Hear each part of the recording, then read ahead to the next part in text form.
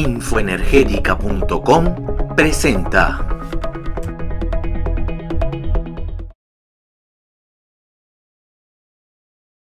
El desierto de Atacama es probablemente una de las regiones con mayor potencial para instalar parques fotovoltaicos. Sin embargo, las extremas condiciones climáticas que nos encontramos en esa región hace que sea necesario analizar el impacto sobre los componentes y sobre el desarrollo de los mismos proyectos. Para analizar todo esto, hoy quiero dar la bienvenida a este conversatorio a Óscar Álvarez, jefe de estudios y regulación de Acesol, a Marta Mieres, International Industry Manager LATAM y Sur de Europa de Phoenix Contact, y a Marcelino Díaz, director técnico del grupo Isastur. Así que bienvenidos a los tres. Óscar, bienvenido. Muchas gracias, Andrés. Saludos a todos. Bienvenida, Marta, como siempre. Muchas gracias, Andrés. Y bienvenido también, Marcelino. Muchas gracias. Vamos a empezar contextualizando un poco la situación de los proyectos y de las proyecciones, así que yo creo que, Óscar, nadie mejor que Acesol para comentarnos un poquito en qué situación están actualmente los proyectos en el desierto de Atacama y qué perspectivas hay. Perfecto. Muchas gracias, Andrés, por la invitación, y si te parece voy a proyectar una pequeña presentación que tenía preparada. Bueno, como representante de Acesol, primero voy a hablar una pequeña introducción y mirada sobre Acesol, luego voy a hablar un poco del desarrollo de la energía solar en Chile, y una mirada hacia atrás y una mirada hacia adelante en los desafíos que existen para la energía solar y para la matriz energética en Chile. Y luego, si les parece, voy a hablar de los desafíos que se producen en el desierto de Atacama, en particular acerca del soiling. Así que primero, Acesol es la única organización gremial chilena que trabaja exclusivamente para el desarrollo de la energía solar. Actualmente somos más de 90 socios, de hecho logramos el hito de los 100 socios hace un par de semanas, así que estamos muy contentos, y nuestra meta es que la energía solar sea la principal fuente de energía primaria en Chile, y que adquiera un rol importante en todos los ámbitos de la economía, en particular en temas ahora de reactivación económica. Creemos que es sumamente fundamental para Chile lo que va a jugar el papel de la energía solar en los próximos años. Y efectivamente hemos tenido un crecimiento importante en los 13 años que tenemos de historia, y vale decir que aumentamos todos los proyectos de energía solar, on-grid y off-grid, PMGD, que voy a explicar ahí un poco cómo está el sector PMGD también, y la solar térmica para calentamiento de agua sanitaria, que es muy importante también actualmente debido al tema de la pandemia. Entonces, el desarrollo en Chile, comentar el mercado, el mayor consumidor energético per cápita en América Latina. Todavía obviamente estamos bajo el promedio de la OCDE, pero estamos cada vez creciendo más y se proyectan altas proyecciones de demanda en el futuro. Y hay alto acceso a la electricidad, efectivamente, y hay casi 300 empresas que hoy actualmente, lo cual cambió hace poco porque hace algunos 5 años tenemos principalmente 4 grandes empresas, pero gracias al boom de la energía solar, en particular, se ha diversificado mucho el espectro de empresas generadoras, lo cual ha contribuido bastante a la competitividad del sector energético, como vamos a ver más adelante. En transmisión hay 30 empresas y domina Transelec. Obviamente eso es complicado en Chile porque tenemos un país súper largo, ahí como se puede ver en el mapa, entonces tenemos básicamente una gran línea de transmisión, una carretera que une ahí todo nuestro largo país. De clientes existen 2 segmentos, regulado y libre. Sobre 5.000 kilowatts son libres y pueden pactar sus propios PPAs con los generadores. Hace poco se cambió el límite hasta 500 kilowatts y eso también ha fomentado mucho la competencia y la disminución de precio en los PPA, y ha permitido nuevamente el ingreso de variados nuevos generadores. Y en general, para los lado, el costo de la electricidad es relativamente alto debido un poco a los contratos de largo plazo que se firmaron hace varios años y que reflejan un poco las condiciones de mercado de ese tiempo. Y desde el 2017 tuvimos el importante hito de que se conectó los dos sistemas que teníamos, el SIC y el SINC, y por ende ahora tenemos básicamente un gran sistema eléctrico nacional que conecta el norte hasta Chiloé. Y en el sur tenemos un par de sistemas mucho menores que están aislados debido a las condiciones súper lejanas.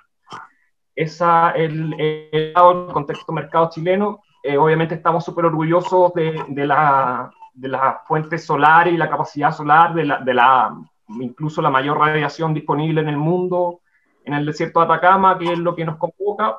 Y ahí vemos en ciertas ciudades, obviamente en Antofagasta muy alta la radiación, en el norte. Nosotros hablamos del norte acá en Chile porque nos queda hacia el norte y el norte siempre es más caluroso, etcétera. Entonces es un poco gracioso hablar así al respecto con gente de España, por ejemplo, que para usted el sur es el lugar con mayor radiación y calor, pero bueno, me voy a referir mucho del norte. Santiago está en el centro y Valdivia, por ejemplo, está en el sur de Chile, y sin embargo podemos ver que igual tienen unos recursos de radiación bastante altos comparado con algunas ciudades, por ejemplo, en Alemania. Entonces eso nos hace ser un país que tiene una capacidad solar muy privilegiada. Ahí para entrar en terreno de lo que nos convoca, una foto del Valle de la Luna en Atacama, en el desierto de Atacama, sumamente hermoso y bonito y seco y con mucha radiación solar, así que los invito, si no lo conocen, a ojalá viajar a Chile y conocerlo. Y obviamente aquí estas condiciones son desafiantes para la instalación y el aprovechamiento del recurso solar, pero vale la pena. También en el mismo sector, bastante cercano, hay muchas minas de cobre, que es lo que nos caracteriza a Chile, y por ende hay una alta demanda y proyecciones importantes de consumo en el futuro, las cuales también hacen conveniente aprovechar el recurso solar. ¿Y qué ha pasado en Chile en pocos años, digamos? En 2013, si ven a la izquierda, no teníamos básicamente una instalación de fotovoltaico. ¿Y qué pasó al 2020?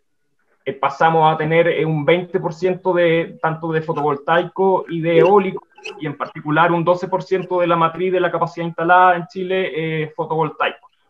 Y esto en particular realmente para nosotros fue un gran logro y se debe a varias razones. Obviamente a la disminución internacional de costos de los paneles solares, y también un poco a que finalmente lo que les comentaba, la interconexión de los sistemas permitió que toda la disponibilidad de energía solar en el norte finalmente se pudiera llevar al consumo principalmente en el centro, porque también, independiente de que en el norte hay mucho consumo de minería, la mayor y principal consumo está, digamos, en el centro, en la capital, en Santiago. Entonces, mientras no existiera esa interconexión, era sumamente complicado y habían problemas de desacople de precios en que básicamente en el norte se generaba un cero, y por ende habían riesgo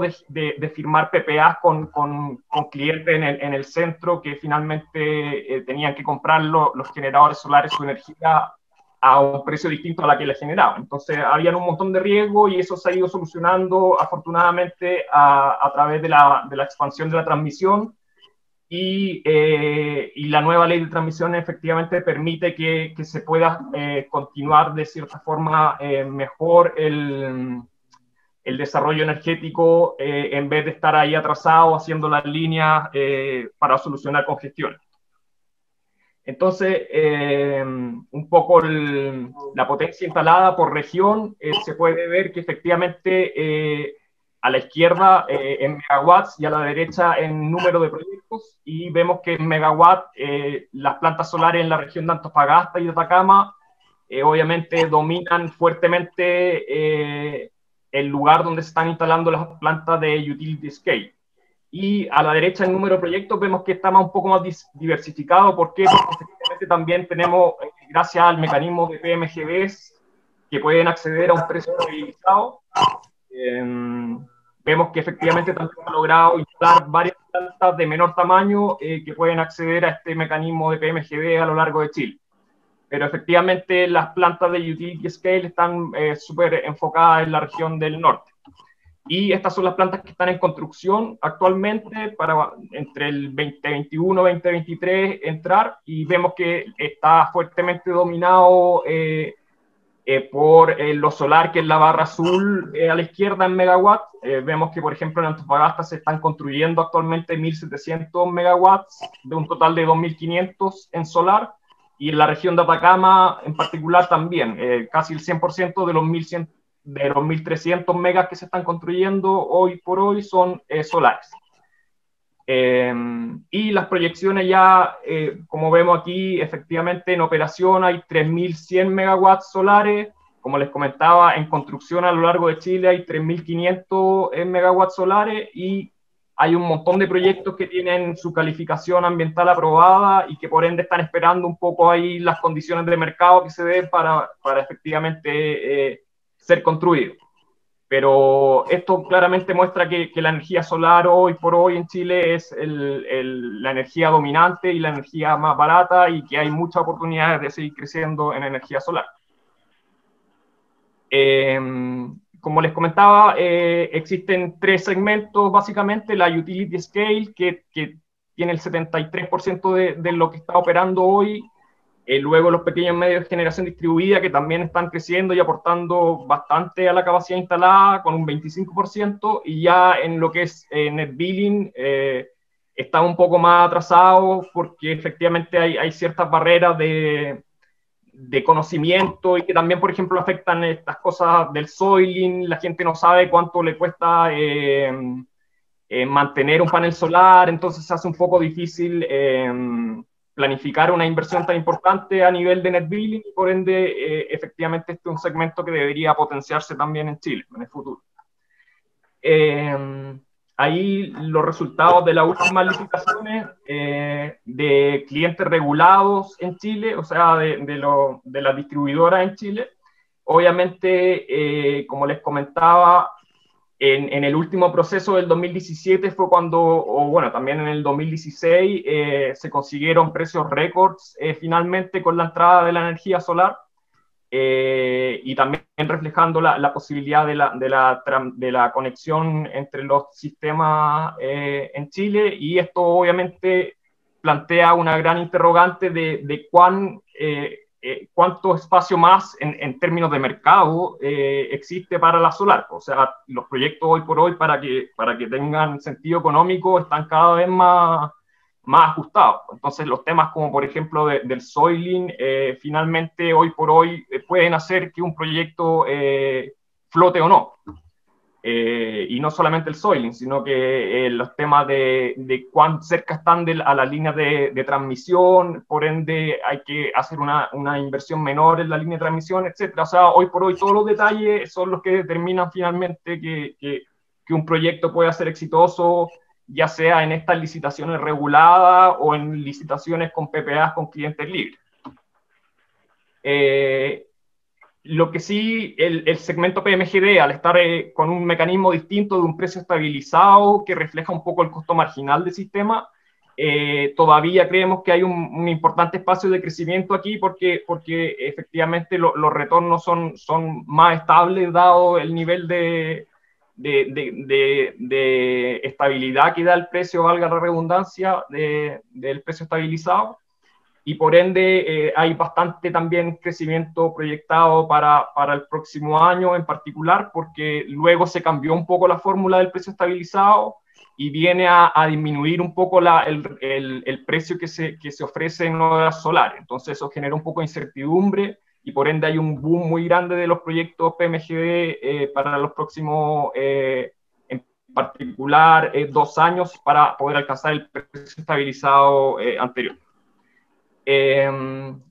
Rápidamente, los desafíos que vemos y las barreras un poco para conseguir las metas que se ha planteado el mismo gobierno, de, por ejemplo, en el 2035, tener un 60% de la generación eléctrica con energía renovable.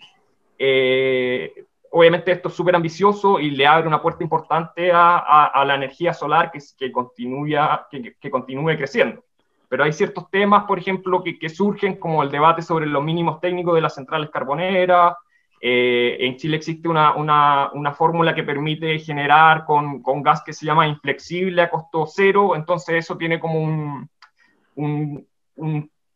asegurado un despacho de las centrales a gas por sobre las renovables y genera ciertas distorsiones que hoy por hoy están bastante en discusión. También el aumento del impuesto de emisiones, etc. Entonces, efectivamente, hay varios temas entretenidos. Aquí está el tema que se propuso de la descarbonización, un plan de descarbonización voluntario. Entonces, obviamente, cuando se vayan retirando estas centrales va a haber espacio para reemplazarlo con centrales renovables. El tema de la flexibilidad, de que mientras más sol tenemos, más rampa necesitamos. Entonces, también está en discusión cómo se va a abastecer esta rampa. Finalmente también hay ciertas peticiones de que el calendario de descarbonización sea un poco más rápido. Entonces esto también obviamente trae discusiones de cómo se lo va a lograr esto y ya empieza a haber un poco de sentimiento de que se van a requerir, por ejemplo, inversión en baterías para dar la rampa que yo les comentaba. Entonces ahí ya dependemos un poco del futuro de la batería, el costo de la batería, etc. Entonces, pasando al Soylent, no sé si quieren comentar algo antes de que pase ya más al tema de Soylent. Le doy la palabra también para preguntas. Sí, Óscar, yo creo que lo podemos pausar aquí para entrar ahora a analizar el tema de Soylent.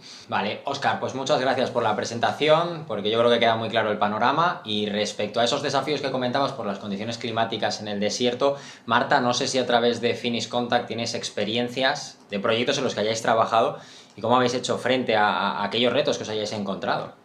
Sí, la verdad es que Finnish Contact, como proveedor de componentes y de soluciones para este tipo de aplicaciones, nos enfrentamos a una de las localizaciones con mayor demanda en cuanto a disponibilidad a largo plazo de los componentes. Me refiero a que estos componentes tienen que hacer frente a condiciones las más extremas del mundo, dado que Atacama es el lugar más árido del planeta, pero a su vez el que tiene mayor irradiación solar. Estamos hablando de 3.300 kilovatios hora por metro cuadrado y es una de las zonas más interesantes desde el punto de vista solar, pero también que nos presenta como fabricantes mayores desafíos, porque tenemos que enfrentarnos a situaciones de desierto árido, a su vez también un gradiente térmico mayor que en otras ubicaciones, que en otros desiertos. En Atacama la diferencia térmica entre el día y la noche está entre 35-30 grados centígrados y eso origina un estrés térmico en los componentes que hay que controlar y que tenemos que tener en cuenta como fabricantes. Esos son parte de los desafíos que se nos presentan como fabricantes de componentes para estas ubicaciones tan exigentes. Y la misma pregunta para ti, Marcelino, desde el grupo Isastur. Bueno, primero de todo, daros la bienvenida a Infoenergética, es la primera vez que participáis con nosotros, así que si quieres primero comentar un poco qué tipo de actividad habéis llevado a cabo en esta región de Atacama y luego los retos a los que os enfrentáis, como Marta bien ha iniciado.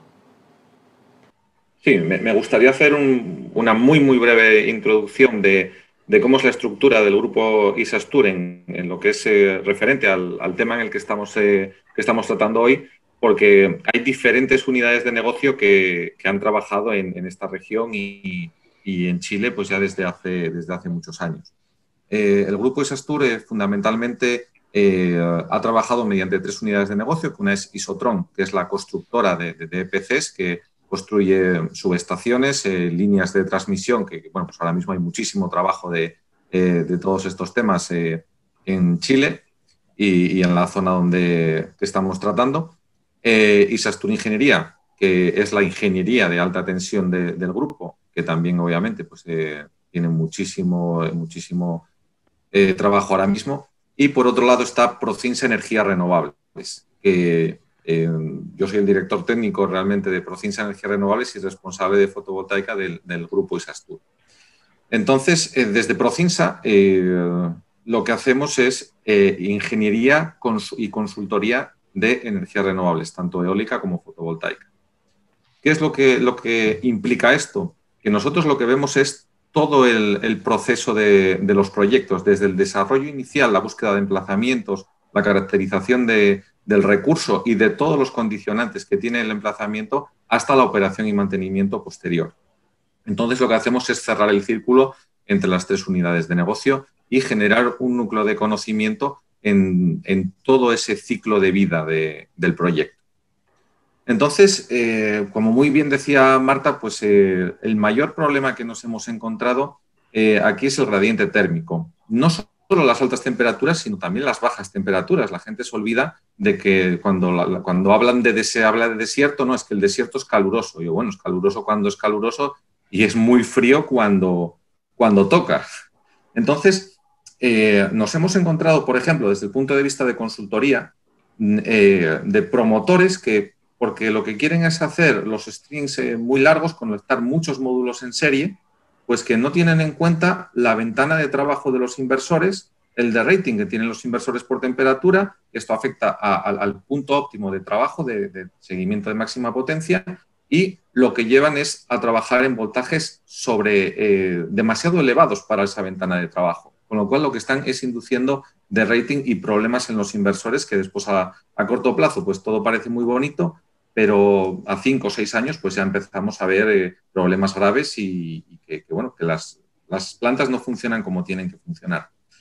Por otro lado, el tema de las bajas temperaturas, como en Atacama, pues se dicen, no, es que no hace frío. Yo, bueno, no hace frío, y se olvidan de que también genera un sobrevoltaje. Claro, esto a nosotros pues, nos ha llevado a hacer una búsqueda de componentes para los cuadros de DC que ya no soporten 1500 voltios, sino que tienen que soportar pues, del orden de 1600, 1650 voltios.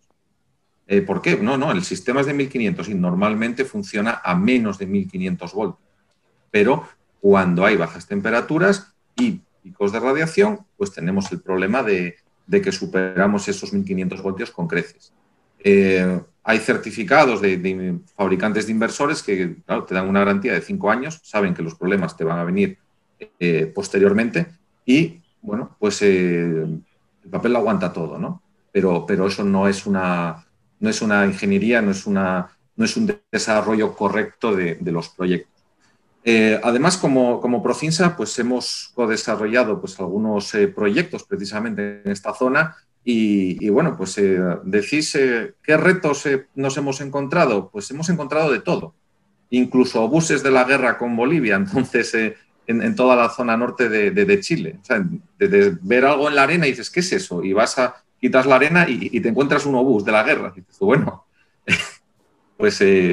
Eso son curiosidades y que, oye, que tienes que decir, vale, venga, lo dejas ahí y te vas, ¿no? Entonces, bueno, pues el tema fundamental es la temperatura. Después, si nos vamos a otros factores, el tema de la falta de personal en la zona. Ese es un tema que es muy peliagudo porque, sobre todo en operación y mantenimiento, cuando ya tienes que mantener un pequeño grupo, pues los costes se elevan. E incluso hemos aplicado soluciones ingeniosas, de forma que en vez de cumplir un contrato de operación y mantenimiento al uso con unas reglas, pues hemos llegado a acuerdos incluso con promotores diciendo, mira, te vamos a poner una pareja de personas trabajando en esta planta de 50 megavatios, vamos a intentar hacer el mejor mantenimiento posible y, curiosamente, pues durante 3 años fue lo óptimo.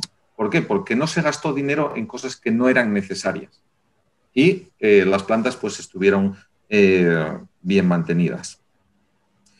Por otro lado, nosotros tenemos, la verdad, una experiencia en Chile ya desde el año 2012. Esto no lo conoce mucha gente, pero nosotros trabajamos para FOSIS y para el Ministerio de la Energía en el desarrollo de pequeños proyectos para los pobladores desfavorecidos de la región de los lagos. Estuvimos haciendo trabajos en en Palena, en Río Negro, en Chiloé. Y ahí, por ejemplo, hemos tenido algunas trabas administrativas, porque, por ejemplo, el objetivo de estos proyectos pues, era dotar de energía a los pobladores. Pero, por ejemplo, en Chiloé, sobre todo la gente ya va a saber de lo que estoy hablando, lo que más necesitaban esos pobladores pues, era tener refrigerados los alimentos que sacaban del mar, tipo mejillones, tipo almejas, el salmón. Y nosotros encontramos una solución que por $1.000 teníamos el refrigerador que funcionaba en baja tensión, que acoplaba 2 paneles y tenía un punto de luz. Y era totalmente aislado. Pero como el proyecto era dotar de energía a los pobladores, no le podíamos comprar el frigorífico. Pero curiosamente, si montábamos el sistema costaba los $1.000 que nos íbamos a gastar en todo el complejo, y el señor no iba a tener el frigorífico, no se lo podía comprar porque eran pobladores desfavorecidos. Entonces, las trabas administrativas muchas veces bueno, nos las encontramos no solo en el desarrollo de grandes proyectos, sino en estos otros pequeños proyectos sociales también hay de estos tipos de problemas, pero bueno, a ver, se solventan, pues yo creo que con un poco de espíritu y que todo el mundo los quiera solventar, ¿no? Y nada, pues en principio esa configuración de los módulos, porque la gente quiere ahorrarse hasta el último peso y todo lo que conlleva el tema de las sobretensiones y el desarrollo de proyectos, porque ahora mismo no está siendo fácil desarrollar tampoco proyectos en Atacama con diferentes sistemas con los puntos de conexión, pues digamos que es la problemática fundamental que hay ahora mismo en la zona y bueno, pues pero bueno, no es, hay que trabajarlo y se consiguen superar sin mayor problema. En la línea que decía Marta, nosotros hacemos un análisis de componentes, que hay muchas ingenierías que no lo suelen hacer, que es la tasa interfallos. Yo la verdad es que si me consta que oye, pues los equipos que nosotros estamos eligiendo ahora pues tienen un 30% menos de fallos que equipos con los que se trabajaba anteriormente. Y bueno, pues eso lo que nos da es se bajan los costes y se asegura la producción y es un tema que hay que solicitar a los fabricantes, pues como puede ser Phoenix Contact, que la verdad es que sus fichas son muy completas y bueno, no sería la primera ni la última vez que se los pido a Marta para poder configurar un sistema adecuado y confiable. Gracias, Marcelino, porque yo creo que has introducido 3 de los, supongo, mayores desafíos, que son el gradiente térmico, la posible falta de personal y las trabas administrativas. Hay uno que ni siquiera voy a pasar a preguntaros porque confío en que dentro de poco ya no sea un desafío, que es el tema de la pandemia. Confiemos en que en unos meses esto ya deje de ser un desafío para la construcción de proyectos, pero sí que hay otro que me gustaría retomar y que creo que Óscar nos puede comentar, que es el tema del soiling, el efecto del polvo sobre los paneles. No sé cómo afecta, hasta qué punto es muy perjudicial. Sí, perfecto. Muchas gracias, Andrés. Efectivamente, es un tema que va surgiendo, al parecer, en la práctica, porque efectivamente, como comentaba Marcelino, esto ha ido creciendo, entonces la experiencia es relativamente nueva. Y por eso han surgido últimamente estudios académicos que buscan medir un poco el efecto del soiling. Efectivamente, este mes surgió uno de la Universidad de Santiago, haciendo un mapa de las partículas de aerosoles que hay y cómo afectaría esto tanto a concentración solar de potencia como a fotovoltaico. Y un poco esos estudios académicos han determinado que por suerte, afortunadamente, más bien en el altiplano, en ciertas ciudades como Calama, Copiapó, más alejada de la costa, el efecto del soiling y las pérdidas que se producen al respecto son entre comillas, menores comparado con otras locaciones, como por ejemplo en la costa, en Antofagasta, Entonces, para ser más concreto, el estudio mostraba que en las zonas costeras de Antofagasta, por ejemplo, el efecto es sumamente importante, hasta 18% de pérdida anual en caso que no se haga una limpieza. El estudio demostraba que en Antofagasta era de un importante 18% anual si no se hacía limpieza, en cambio más al interior era de alrededor de 3% al año si no se realizaba limpieza. Y les comentaba un poco que conversé con actores de la industria y bueno, efectivamente comentaban que hoy por hoy en el diseño propiamente tal es difícil estimar este tipo de soiling y muchas veces los programas como PBSIS, por ejemplo, finalmente te arrojaban un porcentaje parecido a por ejemplo, 3%, pero finalmente en la práctica puede ser más o menos. Entonces ahí entra un poco más el tema ya de ingeniería, de cómo se está midiendo esto en la práctica en las plantas de utility scale y cómo se contempló en el diseño inicial también. Porque efectivamente, por ejemplo, en algunas plantas menores como PMGD o plantas más antiguas me comentaban que esto no estaba incluido en el diseño. Entonces, la limpieza estaba programada de una forma un poco subdimensionada y luego es difícil meterle quizá un robot más automático que permita una limpieza más adecuada, con mayor frecuencia, etcétera. Entonces, efectivamente, se agradecen estos estudios que están surgiendo porque yo creo que van a servir para levantar esta problemática y optimizar en el futuro, tal cual como dice Marcelino, para evitar que esto sea un problema en 5 años y que no se contempló finalmente en el diseño inicial. Claro, pues gracias Óscar por introducirlo, porque sí que es algo que llama bastante la atención. Y si hablamos de optimizar los componentes, pues Marta, me gustaría preguntarte si en estas condiciones extremas, tanto de frío, de calor, de posible soiling, ¿hace falta un mantenimiento más exhaustivo de los componentes? Claro, cuando hablamos de soiling, que bueno, nos referimos por supuesto al depósito de partículas en suspensión, esos aerosoles de los que hablamos, y también las tormentas de arena, que tienen sentido también en según qué ubicaciones. Es un aspecto que influye muchísimo en el rendimiento. Siempre se habla de los paneles, porque son los más expuestos. El panel fotovoltaico es el que primero recoge esa suciedad debida a esos depósitos, pero también hay otros componentes que también están expuestos. Y, por ejemplo, aquellos que tienen ventilación forzada o incluso ventilación natural, esos depósitos impiden esa ventilación y, por tanto, esa refrigeración.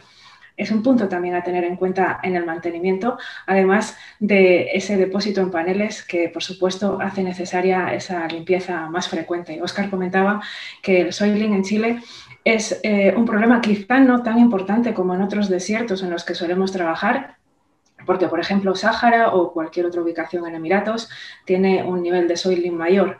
Esto es debido a que Atacama tiene una de las atmósferas también más limpias dentro del contexto de desierto y en estos contextos de situación extrema, ¿no?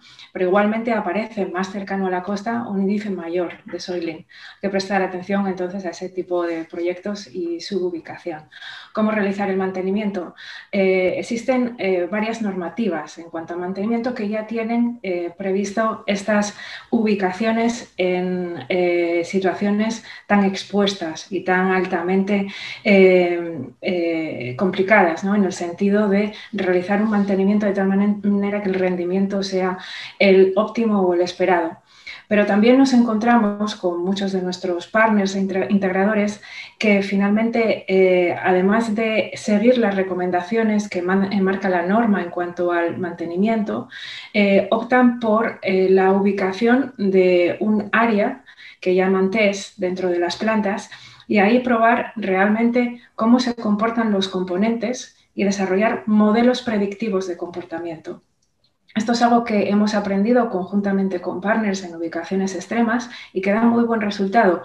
Primero, tener en cuenta la norma y lo que nos fija en condiciones extremas, pero también este tipo de laboratorios en condiciones climáticas que son de alta demanda y donde se prevé alta inversión, como nos contaba Óscar al principio, que es el caso de Chile, tiene sentido el establecer un laboratorio in situ, en el lugar, y ver la evolución y además desarrollar a partir de esa evolución modelos predictivos de comportamiento, tanto de envejecimiento de los materiales como de tareas de mantenimiento y todas esas rutinas que hacen necesarias que las plantas trabajen en óptimas condiciones, ¿no?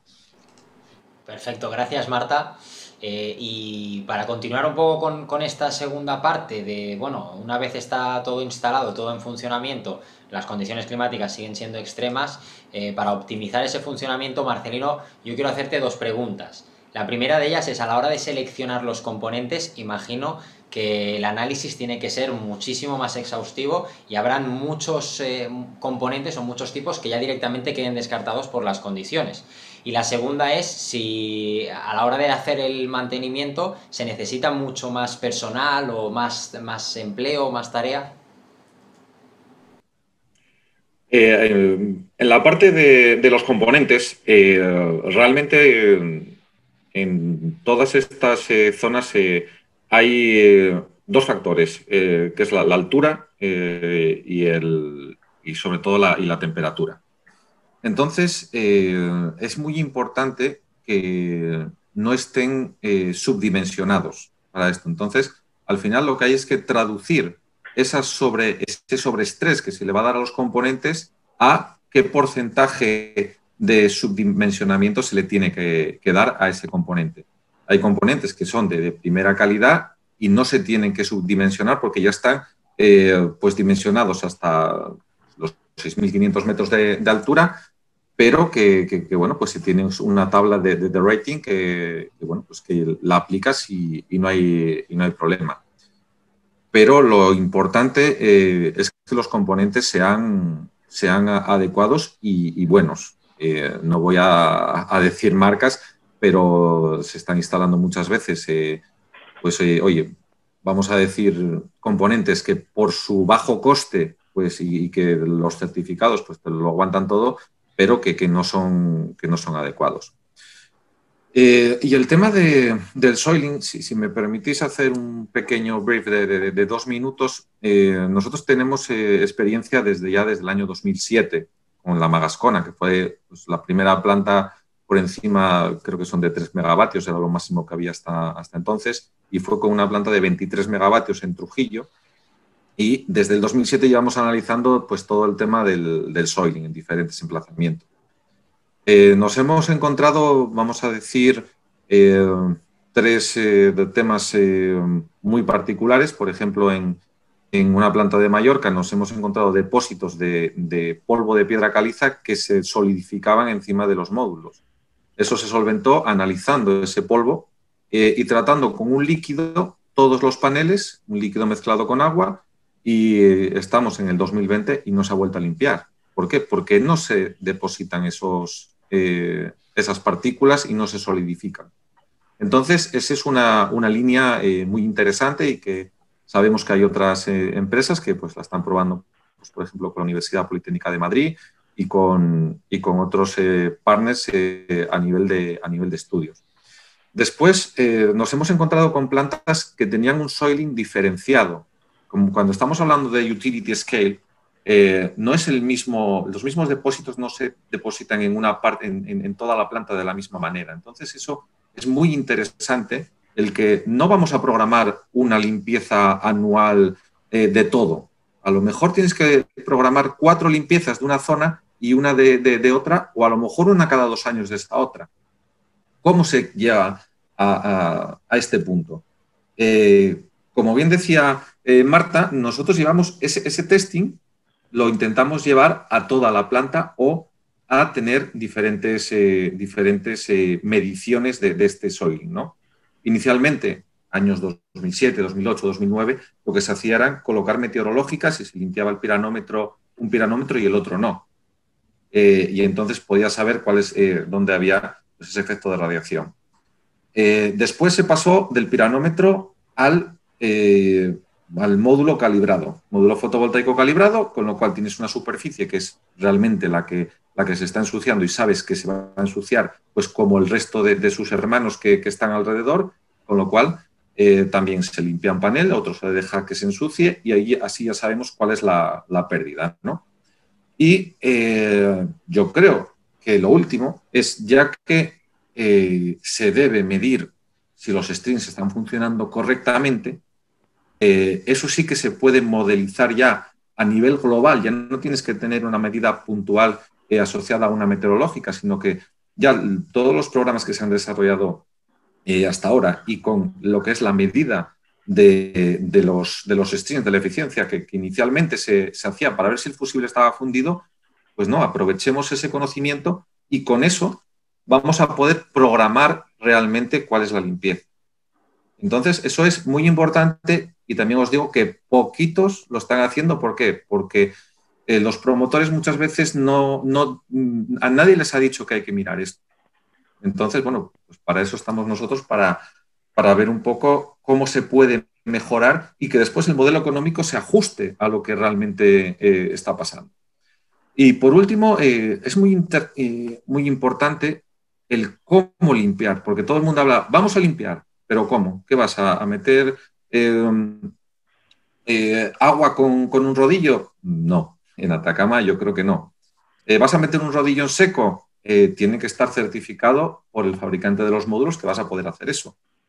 ¿O vas a utilizar el compresor con el que limpias, pues oye, los equipos que comentaba antes Marta, y con ese compresor vas a poder limpiar ese polvo que tienen los módulos?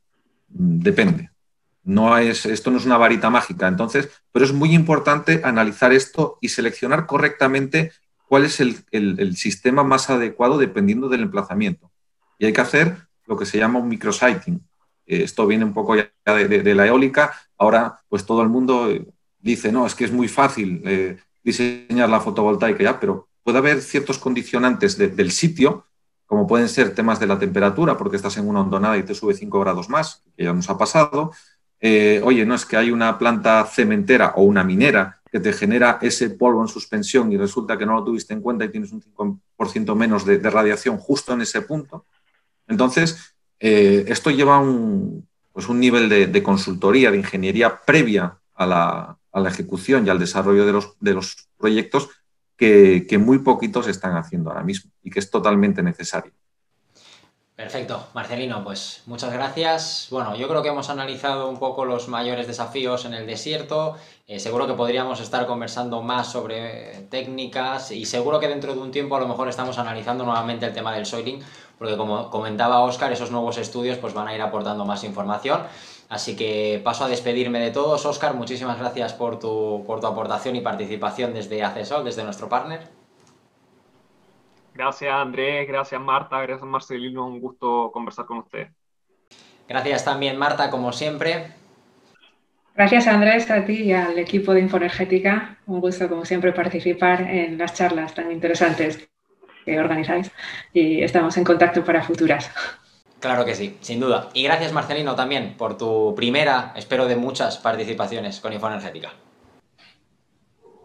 Muchas gracias, Andrés. Y oye, pues aquí estamos para intentar clarificar todo lo que se pueda el tema de la fotovoltaica, también la eólica, sí, también que estamos en ella. Y sobre todo, pues intentar que las cosas se hagan lo más correctamente posible. Como digo yo, podemos estar equivocados, pero yo creo que el medir y el hacer las cosas lo más correctamente posible, al final pues nos lleva a todos a que los objetivos se cumplan. Desde luego, y hay que cumplirlos. Así que muchísimas gracias a los tres y espero que os haya parecido interesante esta charla.